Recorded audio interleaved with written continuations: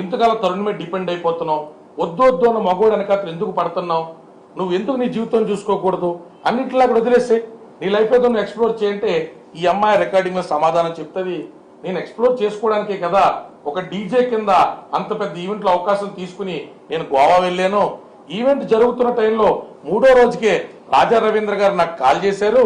చేసి అమ్మా నువ్వు ఇక్కడి నుంచి వెళ్ళిపోతే మనోడు పూర్తిగా గారి తెప్పేస్తున్నాడు అంటే నైబర్స్ కదా, వాళ్ళ నైబర్స్ కదా, రాజా రవీంద్ర గారు వీళ్ళు నైబర్స్ కాబట్టి ఒక పెద్ద మనిషికి ఆయన చెప్పినటువంటి మాటకి అమ్మాయి గౌరవించి వచ్చిన తర్వాత రవీంద్ర గారితో సందర్భంలో హర్యానా ఇలా మాట్లాడిందండి, నా కుటుంబ విషయాలను జోక్యం చేసుకుంటే నాకు నచ్చలేదండి అంటే కొన్నాళ్ళ తర్వాత ఆ అమ్మాయి పిలిచి ఈ అమ్మాయికి సారీ చెప్పినటువంటి ఆడియో క్లిప్లు ఉన్నాయి.